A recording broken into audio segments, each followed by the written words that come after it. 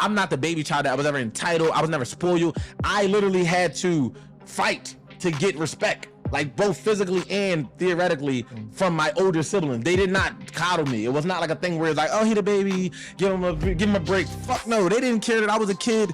I was coming out the hospital from surgery. They didn't give a fuck. No, I'm not joking, bro. Like legit, it was never cut no passes. We didn't come from that, but that shit shaped and built my character. Like.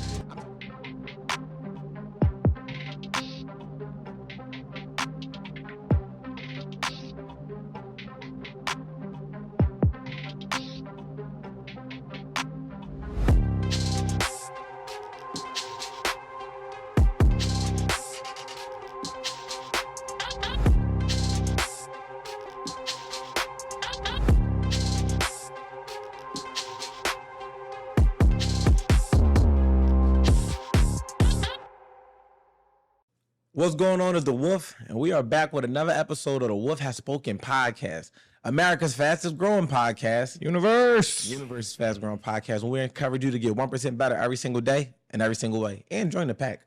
But before we get started, big shout out to our sponsors. Before I even announce my excitement, shout out to our sponsors, Her Fantasy Box, make sure I get with them. And I'm extremely excited today because I found myself joined by the one and only, Mr. Right On. I'm not introducing you. Man, that's how you feel? Mr. One and Only. Right on Q Live. Appreciate it, man. My God. So look, man, I wouldn't call it, this is the same set, still a new set. Mm-hmm. How you feel today? I'm good. Yeah, no real thoughts. I feel like we in the good flow, nice momentum going. You know, we got a lot of things in the works and a lot of nice trajectory, momentum going. You know, a lot of new people part of the team now. So I'm excited to see, like, you know, the fruits of our labor headed towards the end of this year. How you feel filming this early? I feel normal, great, and fine. You know, me and Ricky locked in. You know, no, I actually got some good rest. We know. I mean, I told you last night though. At least I kept it tall with you. I said I'm not doing that early. I'm not getting up. And he's still trying to let's just push it for. I'm like, bro, that extra 30 count. I made it count. You made it an extra 90. No, that was the shower. But to be fair, though, I started at the time that I felt was. We know. How are you with all that being said? No, I feel good. I told you, like, one thing I've been being more intentional about is processing, like, you know, because like I'll commit like to your time and it won't not work for me, and it'll affect. I'll think about it afterwards, like, did I do it because I wanted to, or was I trying to stay in alignment? Now, granted, this ain't the same for me as if we got to make a flight or if we got to like do something on the time. But I'm talking about legitimately when we got full range, like how we got today. We know what time we got until, but I also knew that I wasn't going to push it that. But I'm like, yo, I'm really tired. So I'd rather get up well rested, and that's just me being honest with myself, because what we've been talking about over the course of this season alone about me assessing a lot and then like kind of like refining a lot and realizing like, all right, cool, like it's like going to the gym. I'll be honest with myself, if I could do 5 reps of 225 or if I can only do 2 versus me saying, yo, we all say we're gonna do 5, and I'm trying to, because a lot of people do that, like they'll put themselves in a predicament to struggle trying to stick to somebody else's pace. And for me, if it's not intentionally inconveniencing or, you know, just resulting in inconvenience, then I'm now at a point where it's like, you know what? I don't got that. You know what I mean? So I feel better than I would have felt if I would have came downstairs 45 minutes ago. I would have been in this joint a little bit feeling like, oh, damn, I got to wake up. I got fog brain. You know what I'm saying? Now I feel like, no, I'm literally energized and ready to go. So, you know, I really feel good. And I'm actually glad. So even for the people out there that's watching, like, you know, be honest enough with themselves to be able to assess and be like, yo, you know what? Like, that don't work for me. And I feel like, that is see, where it get deep rooted is a lot of people have the tendency to people please, right?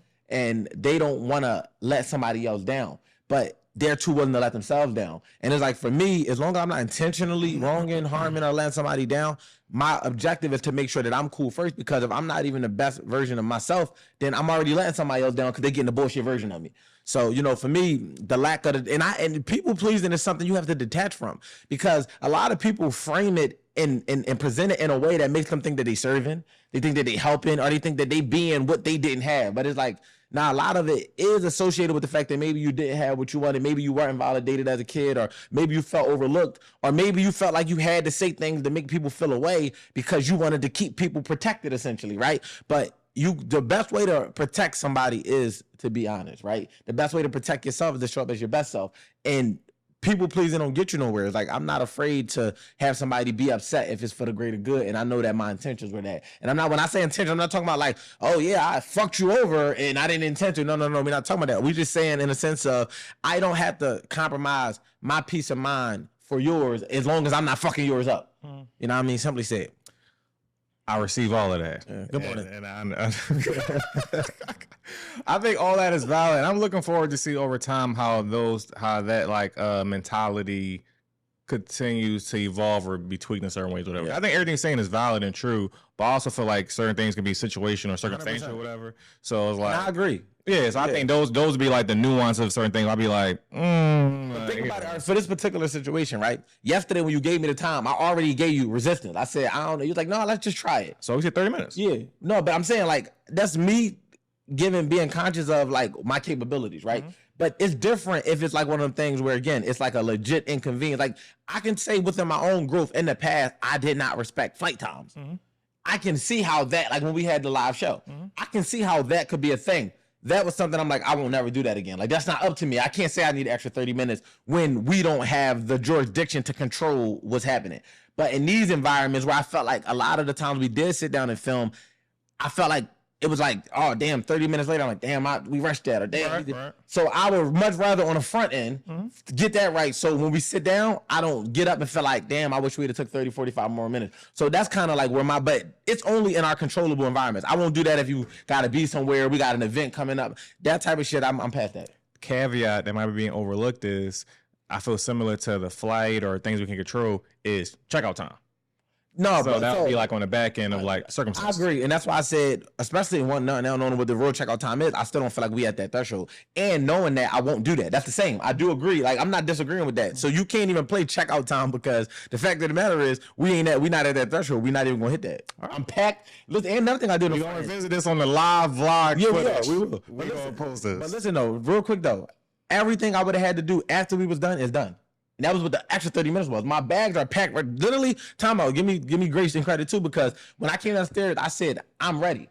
Cameras wasn't on. And then I'm not throwing no shade. No. I'm going to tell you why. I'm saying what I'm saying. Typically, I would come downstairs and go through my process. Right. I did that already. So that extra 10, 15 minutes I would have took, I came downstairs literally ready to sit down, which I felt like I front-ended all the stuff I would have did on the back end. Fair. While you were sitting here. Fair. So, and we want y'all to see these type of conversations because this is literally how we interact and help each other be accountable. Like I said, I truly do believe the first half, what you were saying, I think that is a valid perspective. I think even outside of, even outside of our little nuance conversation, I think that's important to hear. I think for sure. But yeah, to land the plane on that, I was just basically saying, like, being conscious of it, I said, all right, I got up on time, but I'm up here, I'm showering, I'm getting myself together, I'm praying, all these different things. Let me do everything I need to do right now so that in the event that we is pressed for time, I got my bags at the door. And they literally is at the door. So giving you my perspective on it. And we're going to revisit this at the end. Live footage for the network. My stuff at the door. Okay, we're going to revisit the time. We're going to see. Yeah, we're going to revisit. See. Now, it's so funny because you better have all your stuff together because I got everything. Okay. But let's get a visit. Because Ricky, I know you're not account for certain things, but we're going to revisit this. No, I know what he's talking about. He's talking about unpacking. I'm talking about I'm ready to go. Oh, you? Yeah. We know because that's not the same. I'm saying that it's a difference between, because if I was packing while he was packing, that I'm already packed. I can help. I can certain shit I can do. I'm free. I can do whatever. I'm here. Okay. I can go get the car that tried to make me park all the way down there and left me. That girl's still there probably too. I said, y'all got one job. Hold the spot. You talking about, yo, she's still sitting there. I don't know what's going on. Yo, these only children, dog. Like, let me say this before we get children versus only children. No. Because like, the thing I'm gonna tell you, the baby for me, what the youngest child sibling syndrome is. But I'm gonna tell you what I've identified with y'all. I have a very team oriented mindset, like a no man left behind. Y'all can vouch for that. Like I'm like, we all don't want to core. We all do the same thing. Y'all are literally not selfish. It's just self. So it's like y'all will walk in the crib and like, I'm all right, nigga, get in on your own.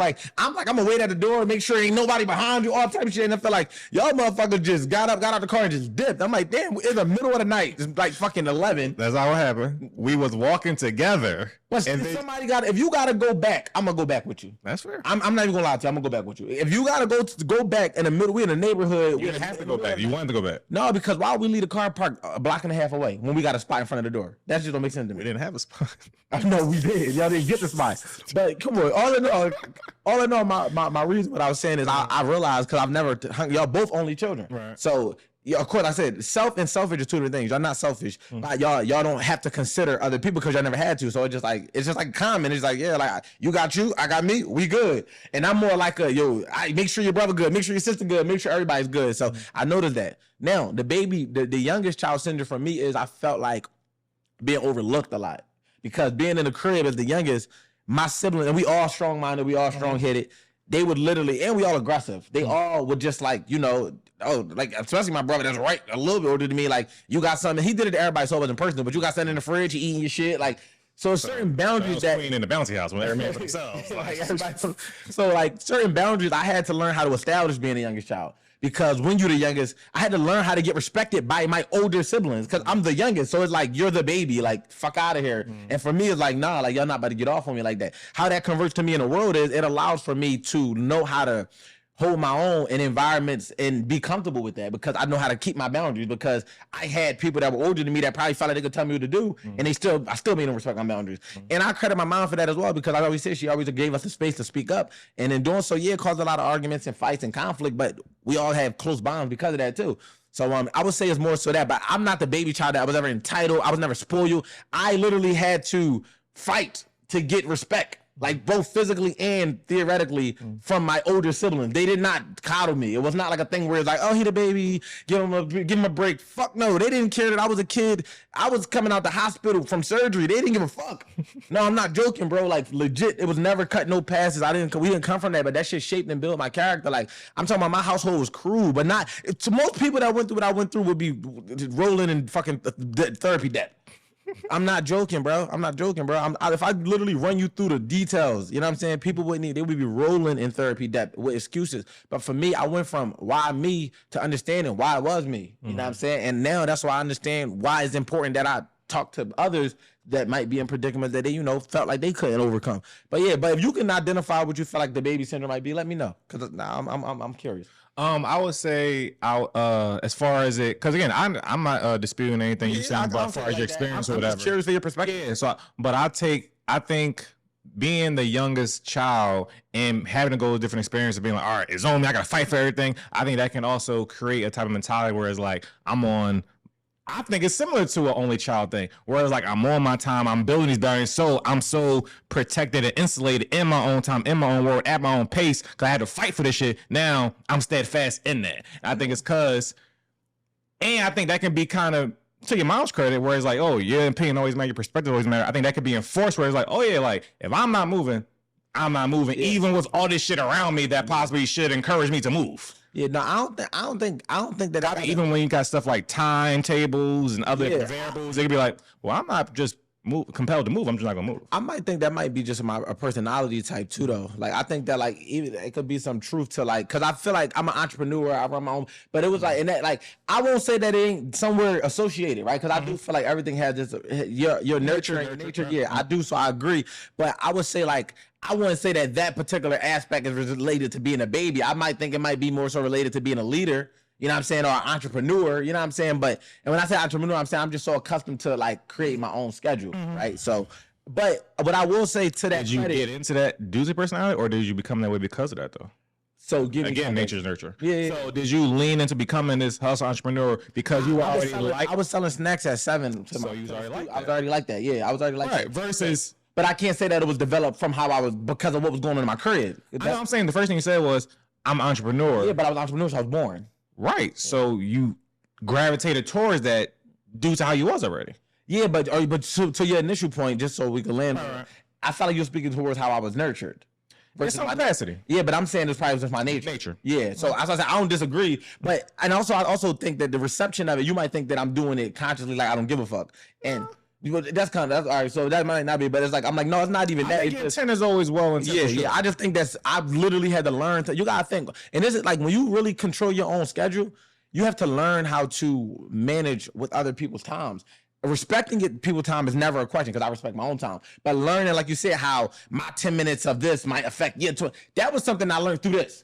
That was something that I developed over the course of a year, seeing how we so different and how we are able to mesh because of these adjustments, right? Because you coming into something where you was a producer, you was doing this, you was doing that, and having to learn how to sit in a certain seat. For me, it was coming to a situation where we all moving on one accord. And in some cases, it wasn't my accord, but some cases, it was my accord. But regardless, it was one versus it being like, nigga, you responsible for getting yourself on this accord, and I'll see you when I get there. So for me, that was like a gap adjustment that I had to make, and that's what I've been doing. That's why I take pride in that. I'm like, all right, I'll let the communicate now. because I'm a communicator. Yo, look, I'm taking that extra 30 minutes versus telling I'm gonna be there at 8:15 and I know I'm not coming down until 9 type shit. And I feel like that's where like we gotta acknowledge progress. And this is in people too, like acknowledging the progress and the efforts that people make, even if they don't arrive where we want them to arrive at the time. Because I'm coming from a deficit of never having to do some shit like that. So like if I told you, nigga, I was on rapper time. Like if I want to start at 11, we start at 11. I don't care who. I had to literally learn like, no, nigga, you have to start at this time. Now it's like, all right, cool. It's not even about what time I have to start. It's also about the time that feels comfortable for my co-host.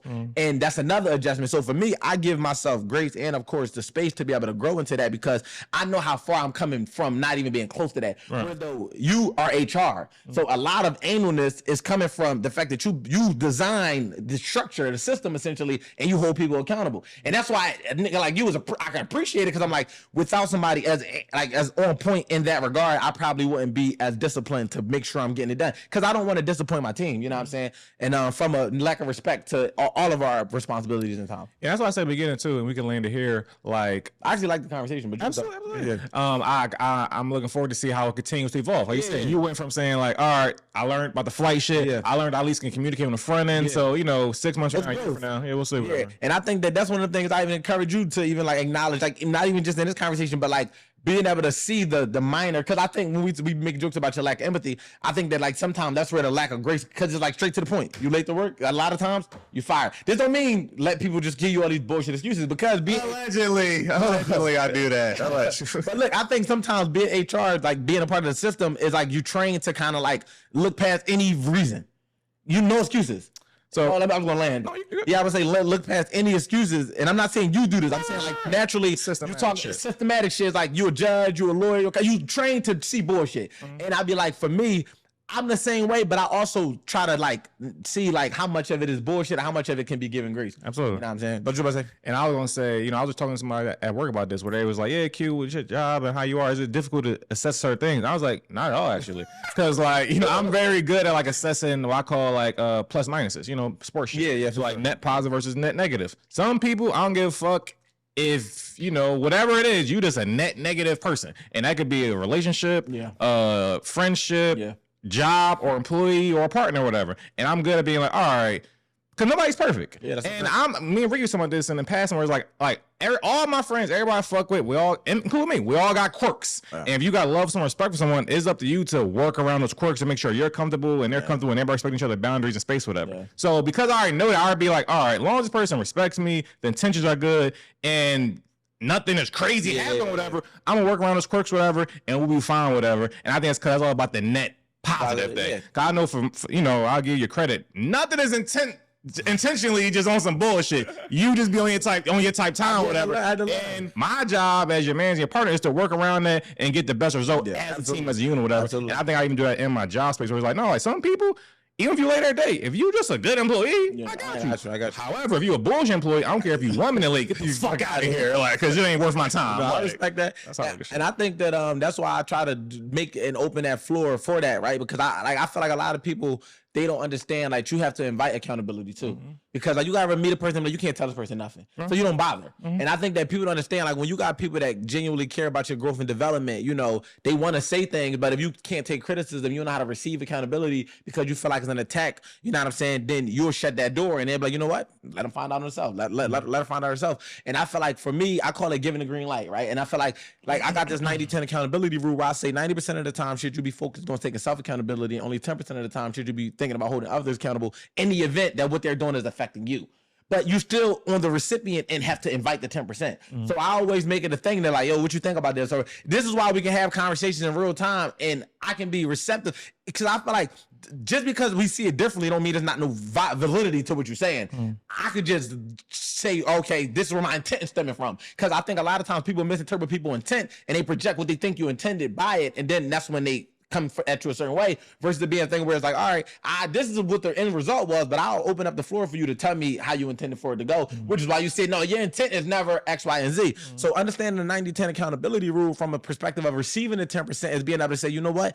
I don't want yes people around me. I don't want you to be around me and not speak your mind. It wouldn't even work because I'm too strong-minded as far as in like the way I see things to be around somebody that it's not strong-minded in their own regard from a perspective that might present a 6 when I see a 9. You got to be able to give me reverse perspective that's equally as strong for me to say, you know what, I see it that way. But not to say that I'm gonna overlook somebody who can't present it in such a strong way, but you just gotta have the ability and the courage to be able to willing to do that. You know what I'm saying? I feel like that's healthy in friendships, relationships, and any dynamic, because it allows room for a motherfucker to be able to grow versus just being like a, you know what I say, go type of shit. And I can't fuck with that. Another thing that I'll say, damn, I was gonna say in regards to something you said about that positive job. Yeah, it was in that realm of you know what I mean? Damn, it was in that realm around the quirks of people, gotta love people. Respect. Oh, that's what I want to say too.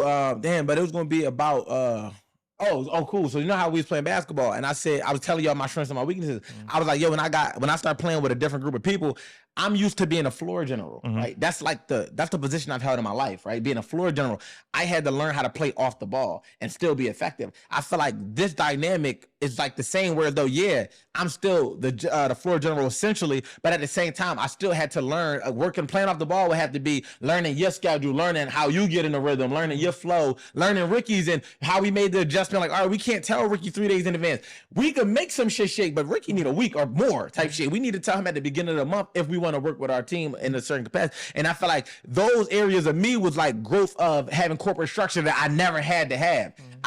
Ever since I got out of high school, I went to college for a little bit, I never was on nobody's time but mine. Like, high school was the last thing I had to get up from 8 to 3 and have to do. Everything after that was like, whatever I do is when I feel like it, how I feel like it, if I feel like it. But I always did it because I'm just a motivated, ambitious person. And I also put people in predicaments to be able to win. Coming into this situation was that structure I needed. We talked about it at the beginning. I'm like, yo, if this was a couple years ago, yeah, this shit, 3 episodes, we'd have been knuckling.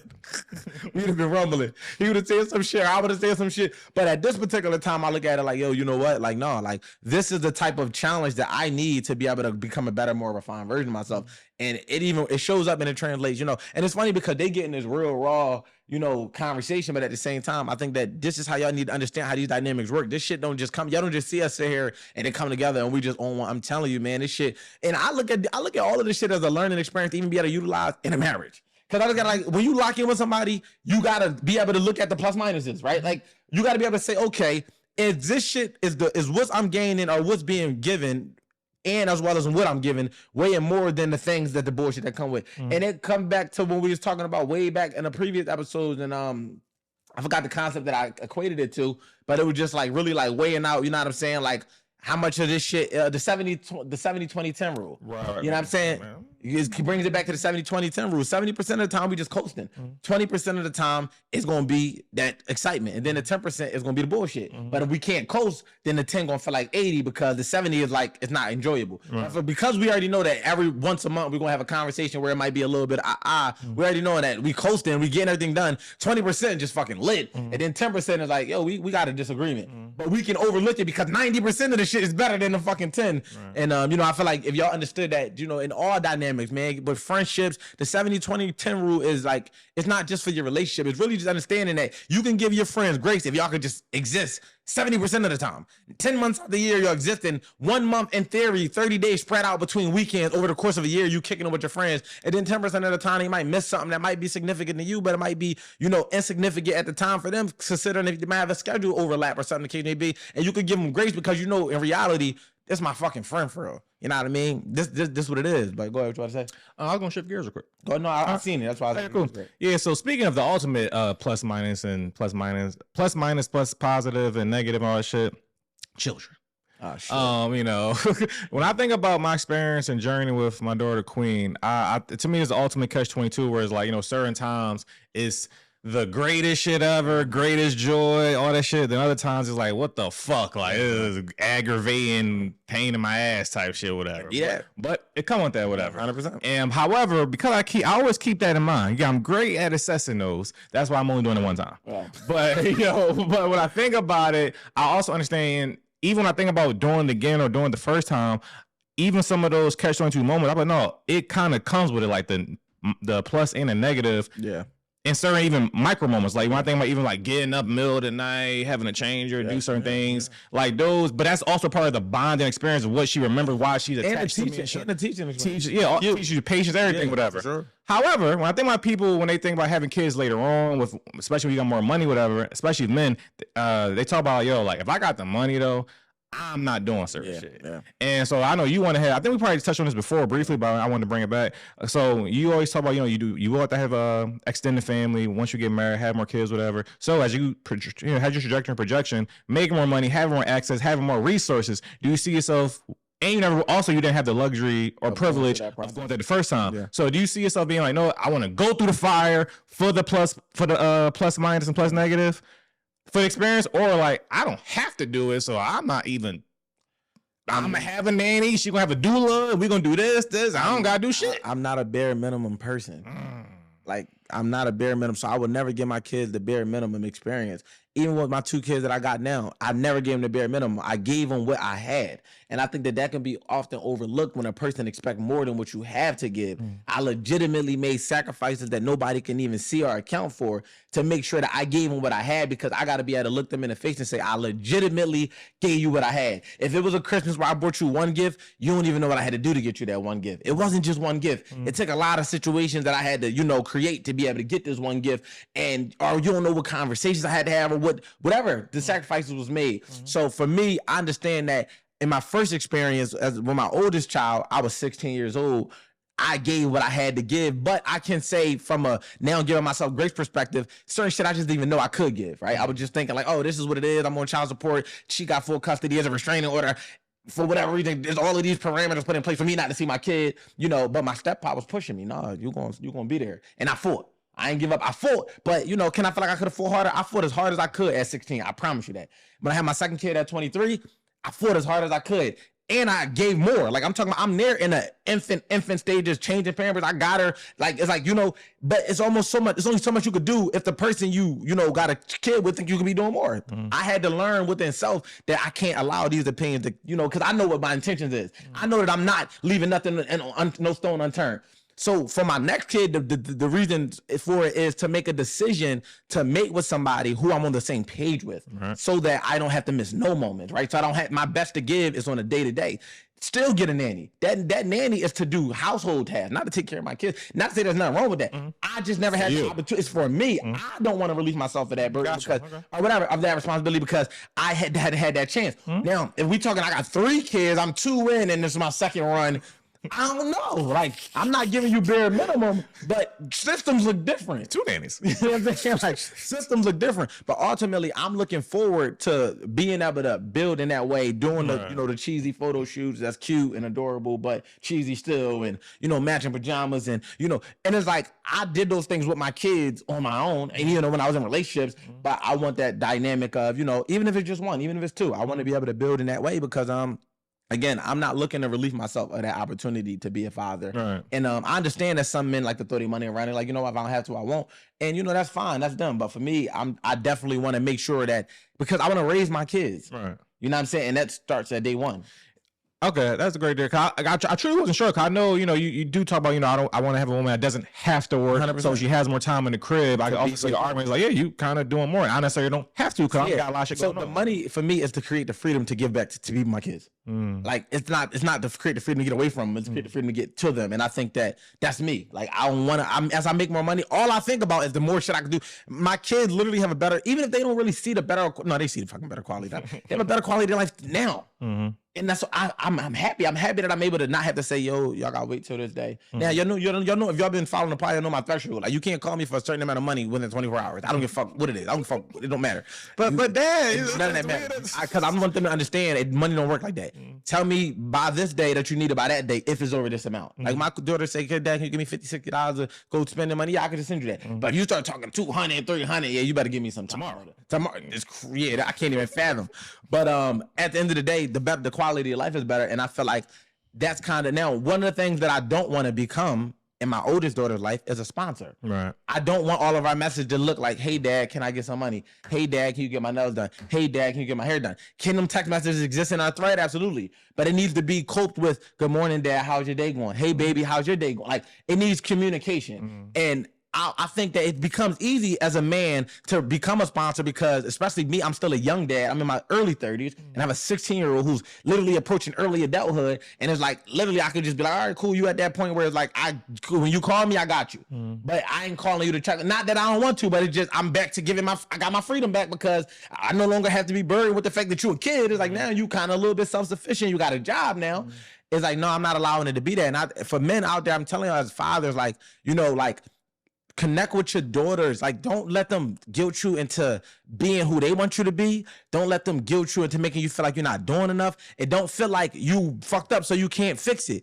Literally, and I'm not gonna say don't connect with your fathers, but with your sons. But in this particular conversation, I'm saying connect with your daughters. Like, don't just allow your money to talk for you. Don't, like, sometimes because as men can have a hero complex and we have egos. We love the admiration we get from our daughters when we do for them, but we get caught up in that. And we forget that we have to raise them to be a certain type of way. And it's like, no, build that bond. Even as they age, let them know I'm a man and I'm the man that's going to lay it all out for you. And I'm the man that's going to sacrifice everything for you. So I need you to still be under my guidance until I pass you off. This is why in traditions, they pass the person off. The husband has to ask for permission to get the wife, well, his pursuing, the wife he's pursuing from the father to make sure that he's fit, because I'm now passing what was my responsibility on to you. And I need to make sure you're capable and have the right intentions behind the responsibility. But if your daughter is not in that predicament, still guide her, still give her game. Don't, even if she's still going to be a fucking woman and be frustrated and want this and want that, same way she was as a kid, the same way she's gonna be as an adult, and then they still allow yourself to have that connection and that bond with her beyond just providing financially and just being able to say, all right, because girls like, yeah, I'm 37 and my dad still get my hair done, or my dad still send me flowers. It's like, that's cool, but how many conversations do y'all have about the men you choosing? How many conversations do y'all have about your character? How many conversations do y'all have about how life really worked versus how he allowed you to see life?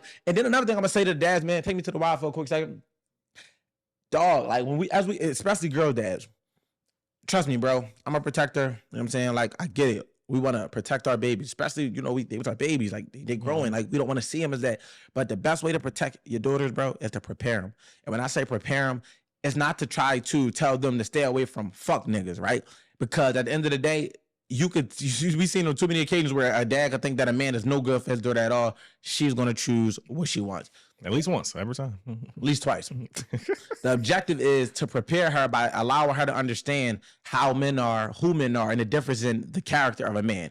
So even when I'm talking to my daughter, I'm making sure she understands, like, a man that cares about you won't put you in these type of predicaments, whether intentionally or unintentionally, but definitely not intentionally. A man that loves you, I can't say this man won't cheat on you. I'm not going to sit here and lie to you and say you should find a man that's not going to cheat, because I don't know, right? I'm not saying all men cheat, but I'm not saying all men don't.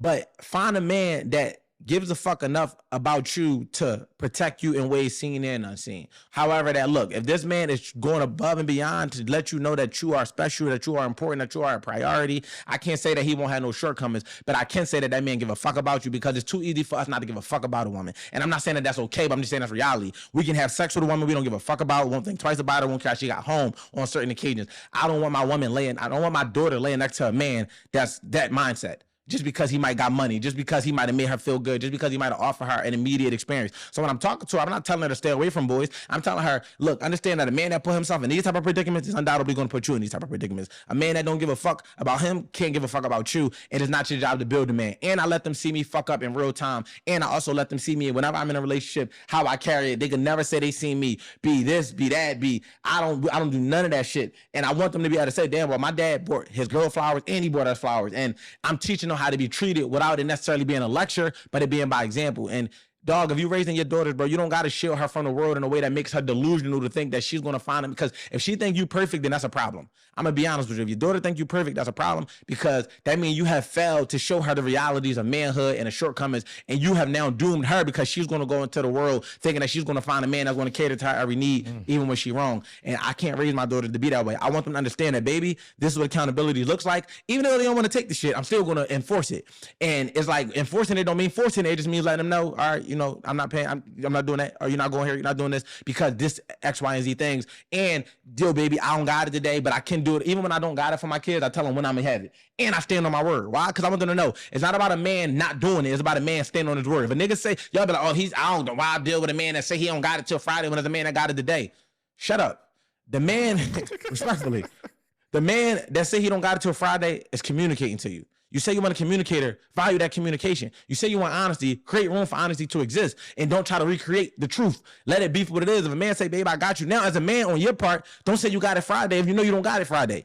Say, I don't got it. And be okay with not people pleasing and allow her to feel how she feel, because at least you can be like, well, at least he was honest versus you saying, no, Friday, no, Tuesday, no, Friday. Now you done strung him along. So as a man, bro, don't string him along. And as a woman, let what a man say he gonna do exist and let it happen and take it for what it is without trying to make him feel bad about it or feeling like you can get it faster, because getting it faster don't mean it's better. You know what I'm saying? You put a turkey in the oven for 10 minutes, go ahead, eat that and tell me how you feel after that. You know what I'm saying? Sometimes things take time. You're still here. Yeah, you know what I'm saying? So with all that being said, as fathers, man, we got to make sure that we doing our daughters a service by preparing them in a realistic way. You know what I'm saying? For what they look like and giving them grace, knowing that they going to get older and do some bullshit. And they still our daughters. You know what I mean? Don't be so quick to be like, oh, no, she ain't listening. She on her own. Not with our babies, man. Not with our sons either, but definitely not with our baby girls. Yeah, a few thoughts. One, my son. Yeah. I had to give him a lot of grief. Fair, yeah. You was my oldest kid. He got game, but, you know, we know how that movie ended, but it's cool. Like, would you beat me in a one-on-one? Exactly. I didn't play you. So I win.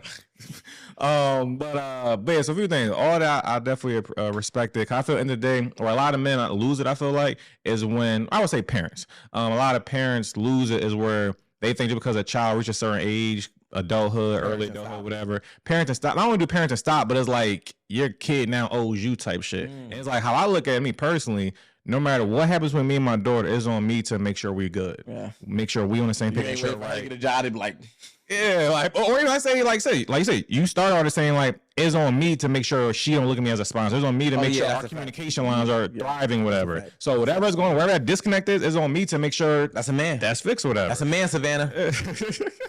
So it's like, you know, I can't just be like, oh, she ain't calling me. Okay, what did I do in the past that got her off like this, or what can I do now to make sure we can get back on the same page? Yeah, take that initiative. Yeah, so I think that's just parenting or man or whatever. So that's one. Two, to your point about the father being perfect, I think that's interesting because I remember I saw a show one time and it was about this woman who her parents been together for decades, whatever, and then she found out abruptly when she was in her big age in her 30s that her dad cheated a long time ago, whatever, and she was devastated. Yo, I think I've heard that in real life though. I think like I forgot what family it was, but like real life, somebody I know was like literally like I don't know if I've seen it on social media, but I've seen that, and I was like, it was like it was on social media, but yeah, I seen that, and I was like, one. If the mom still was triggered or something, maybe I could see that being a hardship on you, whatever. But the mom, like, baby, like, we got past that. Like, I can't. We got here. I couldn't even process why that just shook her to the core. But it was like my dad was perfect. Now I'm not gonna say that. And of course, this is a fucking situation where I'm not saying the dad made himself to seem perfect, or that's just, you know, that's whatever. Sometimes we showed our kids from our flaws. Right. And another thing, I told me and my wife, we spoke about this, where it's like,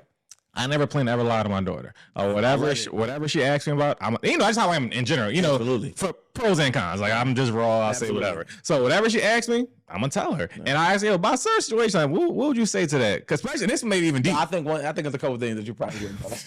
I'm gonna keep it tall with you. But go ahead. Oh, you saying I wouldn't, or you saying I shouldn't? If you would tell her, I don't see you telling her to tell her. Wow, all right, we talking like that later. I'm not talking about your character. I'm saying like I just don't think you would tell her. Okay. So one thing I thought was interesting that, you know, we're in a woman, they on down their heels. Like, so I say, well, let's say this, you could have told her this to prevent her from going to do something similar, or not prevent her, but like give her some advice or whatever. Would you say, yo, well, baby, me and your dad, this and that? She was like, no, I'll kind of say. I'm like, so to protect your daughter, you still want to tell the truth.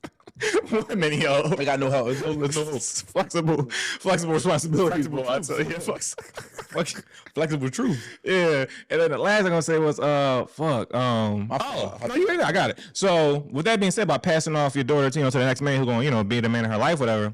I never asked you this about, it was a big thing when I got married. I didn't have nobody part of my ceremony, just me and my wife. Yeah.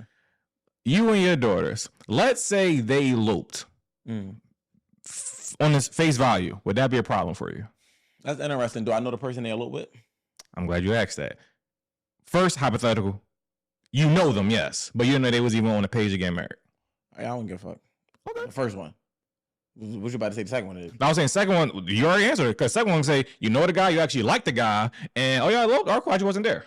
No. If they, I mean, I'm not. I don't know what emotions would stem from that, but I will always land on finding a way to be okay with it because it's their life. Okay. But if she was to marry somebody I never heard of, so Yeah, that's crazy. it's a different conversation. I was thinking, I can't tell you I'd be okay with that. Okay, because when I went through that, people was like, "No, Q, you selfish for not having your people there, this and that." I get it, but but my my thought was, only way I could be mad if my daughter did something like that is if it was a nigga I just didn't approve of. That's why I said if I don't know him, I didn't approve of it. You can know him and still be like, "Wow, this nigga." That's true. I was thinking that. You saying you'll still be up? That's when I'm just like, so what the fuck? Yeah. But there's a nigga that he been around, he a cool guy. I know y'all locked in. I don't give a single fuck. I'm just, long as you happy, I'm happy. Yeah. But if you happy and you just being dumb, now I'm devastated. But that comes down to us as fathers in our leadership, because that's where where did the rebellion come from, right? Why are you rebelling against me? So where did I disconnect with you as your leader, as your initial leader, as your father, where you felt like you're going against my guidance? You know what I'm saying? Now, some men just be like on what they on and be like, I don't want nobody. And it's like, all right, Dad, you're not even being reasonable. But if I'm being reasonable all the way through your life, and then like, why did you bring a hard left? Like, when you could have just went straight. Can they just zag? That's what I said. So the question is, why did you bring a hard left? But I still would accredit it. I would still accredit it back to feeling like, all right, cool. Like, where could I have opened the space up for this to be a conversation? Because like, why don't I like the guy? Why do you like him beyond my judgment of him? What am I missing? What did I fail to understand about him that you see? And I think that those are questions that have to be asked when we disagree with the decisions our children make, or even like, just our children at this point as they get older. Like, if my daughter, I would have had to know, like, my questions I ask her is like, what type of boys are you interested in and why? Because I want to see like where this shit stem from. So it's like, are you chasing fast life? Are you chasing attention? What is he giving you that's lacking, that's making you want a guy who I feel like has a bad character? And once I'm able to identify it, it's like we'll just see how it play out from there, because then I'm be able to speak from an educated perspective versus just how I feel about him. Like, you know what I'm saying? Because we can just read a dude, be like, no, I don't want you fucking with my kid. You just not a good kid. But let me get to the root of it. What did he open up to you about that made you feel like you connect with him in a way that nobody understands? You don't get him, Dad. Help me get him. You know what I'm saying? Because you brought him into the family.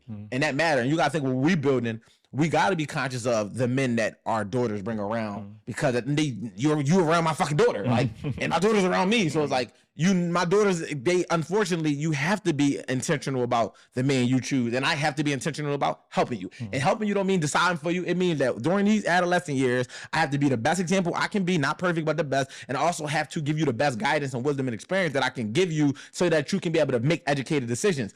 If you then make an uneducated decision and bring a motherfucker around, now you have to choose. It comes on a situation where it's like, all right, it's gonna be friction, and he might have to be at a distance if you choosing a motherfucker that don't align with what we got going on. I mean, like, he's just not a good person. It's like, I understand that that's your folks, but you stand on that, I can stand on this, and you still my daughter, and I'm always gonna be there for you. But I can't say that we're gonna accept him if we already didn't accept that from the beginning. But you can grow to be that.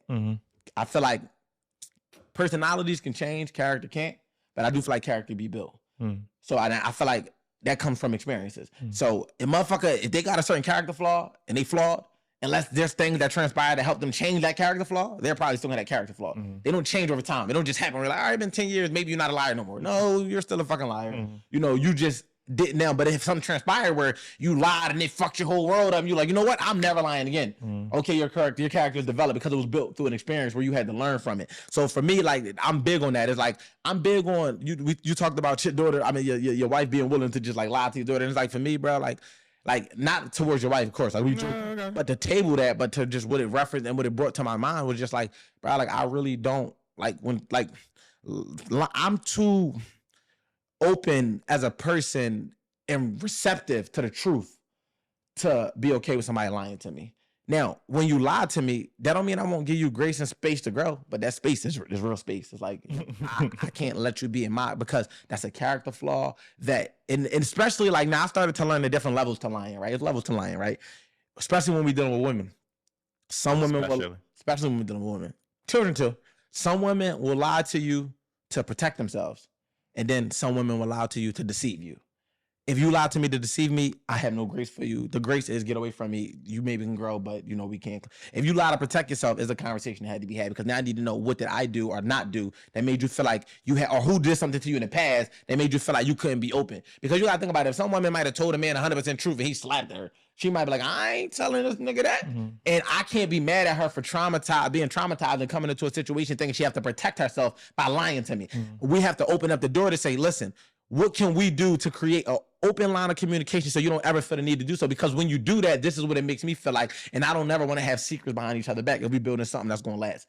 Now, if you just lying, oh, I was here, but you really was there, or I did this, but I really did that, I can't fuck with you because now you're trying to pull a fast one on me. And if you're trying to pull a fast one on me, that means you don't even fuck with me in a way that I think you fuck with me. For me to even have you just close to me, I can't lay it down with you if you have alternative thoughts that make you feel like we so disconnected while being this close that you have to lie to me to get your way, lie to me to get your shit off, and I can't fuck with that. So, you know, it's differences in that. And I feel like the person that lies to protect himself is from a perspective of, I can give you grace for growth because, again, it could be associated with trauma rooted in self and self-preservation. Whereas though, you lying to deceive, you're just your character just fucked up. Yeah, and I definitely think the first one is just most women. Like, just, what? I think the first option is just definitely just most women. Oh, to protect themselves. Yeah, that's why when I be like all women lie, I don't say it in a demoralizing way. I'm like, no, they will lie to you about their age, their weight, they fucking they just lie. Like they will lie to you about coming. Like it's like, and a lot of times it's to protect themselves. They're just gonna lie. But if they lying to deceive you, like you know what I mean, like knowing they cheating on you, knowing they doing certain things, I'm not fucking with you, sir. To get away from me, your character is fucked, and it's nothing that's more unattractive as a woman to have a fucked up character. Like, and what I mean by that is like, because you naturally supposed to be soft, like, you know what I mean? And like, you're supposed to be nurturing. All of these things require like having a good heart. No, seriously. And I'm not saying these are my projections. I'm saying these are the societal world, nature.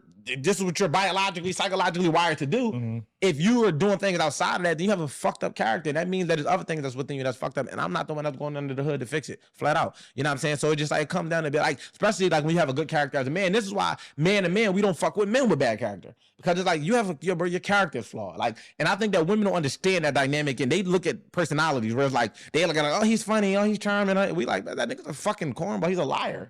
And we don't walk around trying to downplay men or trying to put men under the bus. But as a man with a yeah, I ain't about to say nothing about you. You just ain't about to be near me. You know what I'm saying? And I don't have no grace for that because your character is fucked up. And it's like transparent across the board. It's not like, oh, it's just a woman that got a bad. No. But when a woman has a bad character, it's like because you're not even gonna take accountability for the fact that you got a bad character. So it's gonna be way more of a challenge trying to get you to grow through character development when every time somebody trying to criticize or correct you, you taking it as not even criticize. I'm sorry. Every time somebody's trying to constructively criticize or correct you, you taking it as criticism and an attack. And you know, how can we lead you if you already feel like you know everything is personal and that you don't got nothing to work on? So you know, I can't fuck with that. But one thing I will say about women, man, they some fine ass liars. Fine liars, man. Like fucking fine ass liars. But you know, as a man, I feel like, yo, don't take that shit so personal, man. I'll be like, me telling y'all not to take it personal don't mean that you just okay with it. It just mean that if I just sat there and explain to you that 90% of women gonna lie to protect themselves and maybe 10 will probably lie to deceive you, understand that when this woman is lying to protect herself, babe, no, you always fucking lying. And I was that guy. Like cause I'm telling you, like, I do not fuck with that lying shit. Like, I'm not lying. I'm not gonna lie to you. You know what I'm saying? I'm not gonna lie to you. I always say there's no conversation I'm afraid to have. I do not duck tough conversations. I'm not afraid of disagreements. I'm not afraid of opposing perspectives. That's a fact. So if I'm that open to a lot of communication, all I had to do was create a comfortable space for you to feel like you could talk to me. And if I do that and you still lie to me, oh yeah, you don't respect me. You don't give a fuck. Because at that point, it's not nothing else I could do. And I know that's at some point when it was a thing where like, and this is why I tell like where I'm at, wide or straight. All right, so this that's why I say like creating a space for the truth to exist. You can't say you want somebody to be honest with you, and then they be honest with you, and you lash out, and then you crash out because now you just made them lie to you forever. And you got to take that into account. Does that justify the lie? Absolutely not. But you have now put them in a fight or flight mode where they feel like I have to lie to this person to protect myself. You know what I'm saying? I feel like that's how women become even super liars. Just like you're a super liar now because you told me as a man one thing and I lashed out. You know what I'm saying? Now, do I feel like men can handle the truth? In a respectful way, absolutely. Do I feel like it creates little blemishes? I think timing matters. I feel like a man can handle everything about your past if you tell him up front. I think that if he uncovered things over time when he thought you was one way and the perception changed because he found out other things, I think that's where you failed to be honest and upfront. And now you put your relationship on quicksand. You know what I'm saying? It's like, we know y'all got y'all to the grave moments. It's like, yeah, I ain't really telling that man that because I don't want to bruise his ego. But if you do it before you got feelings for you, his ego not bruised. But if you do it while you got feelings for you, it's absolutely going to bruise the ego. So I think that it really comes down to time and presentation. But as a man, if a woman is being upfront and honest with us, appreciate that woman. Appreciate an honest woman, bro. I'm telling you, appreciate a fucking honest woman, because so many of them is not honest. They're not even honest with themselves. They look in the mirror and look at something different than what's actually going on internally, and they don't give a fuck. You know what I'm saying? They feel like if I could dress up externally, if I can get the visibility, then the value don't fucking matter. I don't have to have substance because you think I look good. So if you find a woman that actually has internal substance and has a character to where though she's gonna be upfront and honest with you, bro, take that on the chin. That's when you got to do character development and work on your ego, because it's too many women that will look you in your face and lie to you and take some shit to the grave and deceive you and do all this nut shit. So when you find one that's not on that, don't abuse her for that, and don't punish her for it. Open that space, because it's always a thing where it's like, I don't like how you did that, but I respect that you kept it a being with me.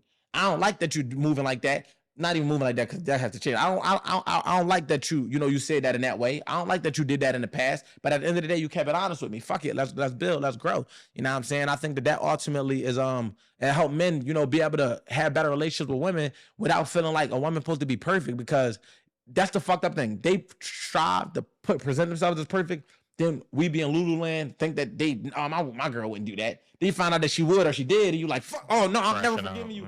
Yeah. But it's like, no, create that space for her to know you don't got to be fake perfect in front of me. If you want to present that to the world, that's cool. But with me, you could take that mask off. You could be yourself, and I'm gonna accept you for that, and I'm gonna respect you for that when it's backed by honesty, 100% for sure. And I like that on a fake perfect note. Land it there. Let me see if I got anything else I want to land with. But yeah, no, we gotta land it though. All right, well, we have to. Yeah, we gotta land it. We have to. We'll land it there. No, but there's one thing I was gonna say right before we land it there. It's like, no, I'm fucking with you. I'm walking out. I don't know what y'all. No, but I did have this concept that I wanted to present real quick though. It wasn't. I wanted to have a conversation about it, but we don't gotta talk about it. I was gonna say, what's T? And T for me is your thoughts, your emotions, and your actions. Your thoughts shape your emotions determine your actions. So when we think about T, let's reimagine it. What are you thinking, and what is it creating, and how is it making you feel? And what are you doing with those feelings that's translating into your actions? So when you think about T, think about how your thoughts are shaping your emotions, and your emotions are shaping your actions. So we ain't thinking about T in a whole fucking messy world. No, we're going to clean that shit the fuck up, and it's going to be your thoughts, your emotions, and your actions, because how you think leads to what you feel, and what you feel determines how you act. If we can get that in order, then we can create better actions, and I'll end it there. I like it. Yeah. So with that being said, man, as always, thank y'all for tuning in, and make sure y'all go shop with our sponsors, man. Her Fantasy Box. Make sure y'all go shop with her Fantasy Box. We ain't go through the product today, but I shouted them out before I told them about my excitement, so we good. We know what's going on over there, and we got reviews from it, which makes it easy. Like they spoken about that body magic. It was one more thing that they spoke about. Renew her and body magic. Yeah, so she gave some great reviews, and she said, yeah, we should. Tell all my friends. Yeah, so tell all your friends. Yeah, tell all your friends. Shout out to her Fantasy Box, but and it's a real review too. Real review. But we funny. But aside from that, man, you already know, man, we don't want these conversations to stop here. We want them to start here. We want to open up the floor for you to take these conversations to your peers, to your parents, to your children, to your coworkers, to yourself, because we want you to continue to get 1% better every single day and every single way. And with that being said, we want y'all to join the pack. Join the 1% community under the Wolf Network, under the Wolf University, Join our 1%ers community, and become a part of the pack, because we want to help you get better. And yeah, man, let these conversations sit, and then revisit them, and then take action. Like, take action to becoming the person you see yourself as, and be that. So with that being said, man, as always, y'all know where to find me at. Wolf WSC, where can they find you at? Ryan Q Live, as in the right side, on QUE Live. And y'all know where y'all can find the podcast on the Wolf Network on YouTube, and then y'all can find it on all audio platforms. The Wolf Has Spoken podcast, and there's the Wolf Has Spoken podcast on the Wolf Network. And then for Instagram is wolfnetwork.wsc, and y'all know where y'all can find, but can't book my guy Ricky B. Philly. Y'all can find him on all social platforms under that tag, but he's not taking bookings. But yeah, man, as always, man, this was fun. We hope y'all enjoyed the conversation. Until next time, let's get it. The Wolf Has Spoken. Sir.